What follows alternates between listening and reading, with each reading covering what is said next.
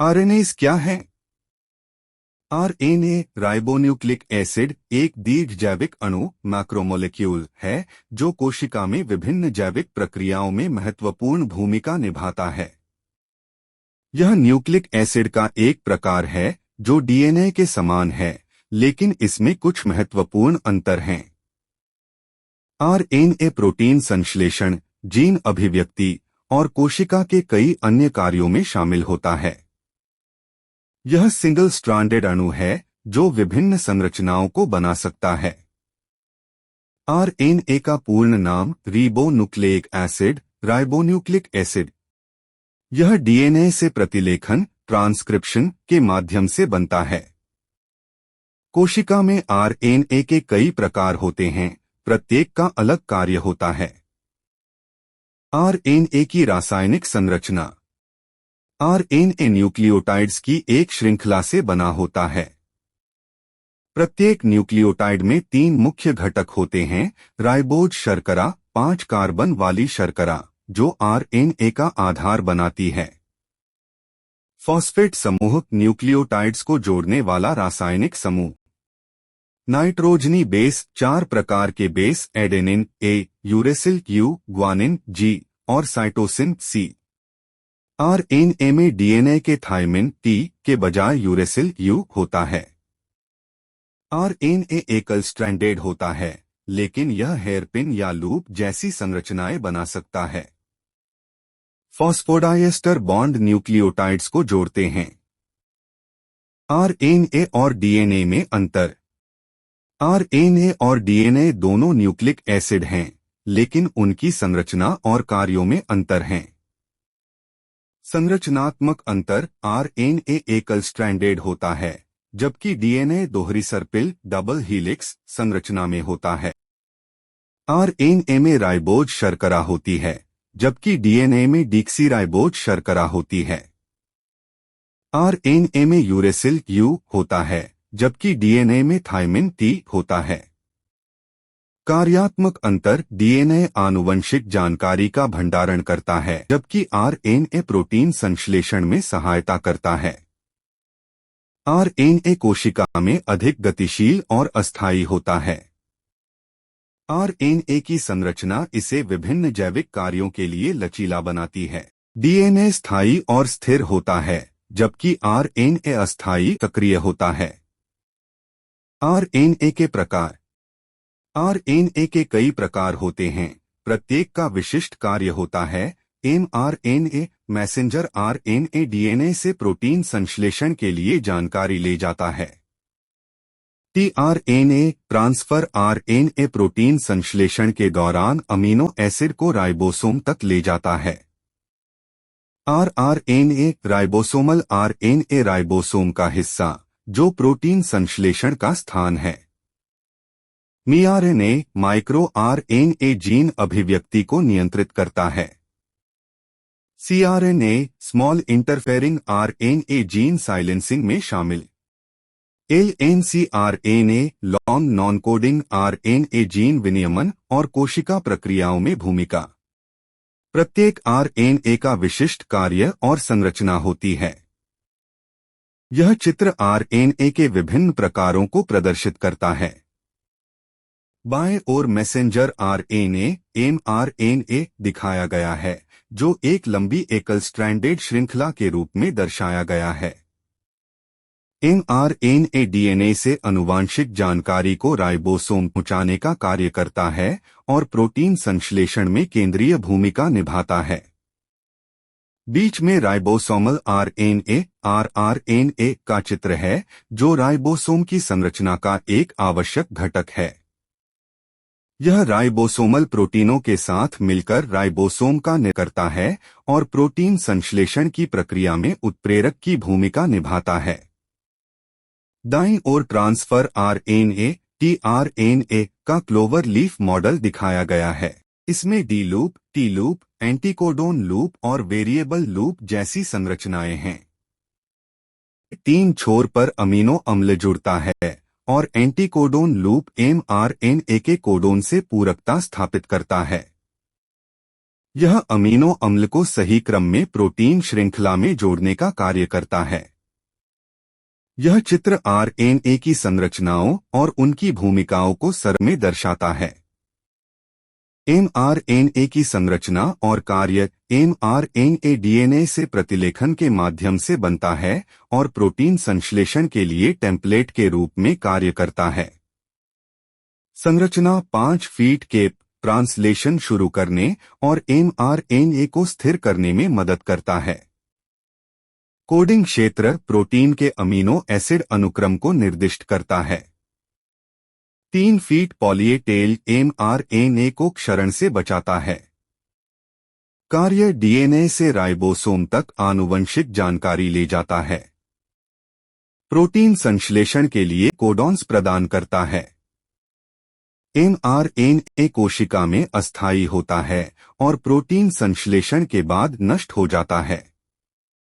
यह जीन अभिव्यक्ति का मध्यस्थ है। टीआरएनए की संरचना और कार्य। टीआरएनए प्रोटीन संश्लेषण के दौरान अमीनो एसिड को राइबोसोम तक ले जाता है। संरचना तिपतिया पत्ता क्लोवर लीफ आकार की द्वितीयक संरचना। महत्वपूर्ण क्षेत्र एंटीकोडॉन लूप एमआरएनए के कोडॉन से बंधता है। अमीनो एसिड बंधन स्थल। कार्य एमआरएनए के कोडॉन को पहचानता है और संबंधित अमीनो एसिड को जोड़ता है। प्रोटीन संश्लेषण में सटीकता सुनिश्चित करता है। टीआरएनए की विशिष्टता अमीनो एसिड और कोडॉन के बीच सही मिलान सुनिश्चित करती है। यह प्रोटीन संश्लेषण की सटीकता के लिए महत्वपूर्ण है। आरआरएनए की संरचना और कार्य। आरआरएनए राइबोसोम का प्रमुख घटक है जो प्रोटीन संश्लेषण का केंद्र है। संरचना राइबोसोम में विभिन्न आकार के आरआरएनए अणु जैसे 16S 23S प्रोकैरियोट्स में 18S 28S यूकैरियोट्स में प्रोटीन के साथ मिलकर राइबोसोम की संरचना बनाता है। कार्य प्रोटीन संश्लेषण के लिए एमआरएनए और टीआरएनए को बांधता है। पेप्टाइड बॉन्ड निर्माण में उत्प्रेरक के रूप में कार्य करता है। आरआरएनए राइबोसोम की कार्यात्मक और संरचनात्मक इकाई है। यह प्रोटीन संश्लेषण की गति और सटीकता को नियंत्रित करता है। मीआरएनए माइक्रो आरएनए और सीआरएनए स्मॉल इंटरफेरिंग आरएनए की भूमिका। मीआरएनए और सीआरएनए छोटे गैर-कोडिंग आरएनए हैं जो जीन अभिव्यक्ति को नियंत्रित करते हैं। मीआरएनए जीन अभिव्यक्ति को नियंत्रित करता है, एमआरएनए को बांधकर ट्रांसलेशन को रोकता है। कोशिका विकास, विभेदन और रोगों में भूमिका। सीआरएनए आरएनए इंटरफेरेंस आरएनएआई के माध्यम से विशिष्ट एमआरएनए को नष्ट करता है। वायरल रक्षा और जीन साइलेंसिंग में महत्वपूर्ण। मीआरएनए और सीआरएनए जीन विनियमन के लिए महत्वपूर्ण हैं। दोनों कोशिका में एमआरएनए के स्तर को नियंत्रित करते हैं। एलएनसीआरएनए लॉन्ग नॉन कोडिंग आरएनए और अन्य गैर कोडिंग आरएनए। एलएनसीआरएनए लंबे 200 न्यूक्लियोटाइड्स गैर कोडिंग आरएनए हैं। कार्य जीन अभिव्यक्ति को नियंत्रित करते हैं। क्रोमेटिन संशोधन, ट्रांसक्रिप्शनल नियंत्रण और प्रोटीन स्थानीयकरण में भूमिका।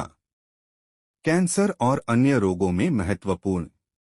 अन्य गैर कोडिंग आरएनए एसएनआरएनए स्प्लाइसिंग में, स्नोआरएनए आरआरएनए संशोधन में। एलएनसीआरएनए कोशिका में जटिल नियामक भूमिका निभाते हैं। ये आरएनए प्रोटीन संश्लेषण में सीधे शामिल नहीं होते। आरएनए की जैविक महत्व। आरएनए कोशिका में कई महत्वपूर्ण कार्य करता है। प्रोटीन संश्लेषण में मध्यस्थता, जीन अभिव्यक्ति और नियमन, वायरल रक्षा और रोगों में भूमिका। आरएनए की बहुमुखी संरचना इसे उत्प्रेरक राइबोजाइम के रूप में भी कार्य करने में सक्षम बनाती है। आरएनए विश्व सिद्धांत, जीवन की उत्पत्ति में आरएनए की केंद्रीय भूमिका। आरएनए कोशिका के कार्यों का एक प्रमुख नियामक है।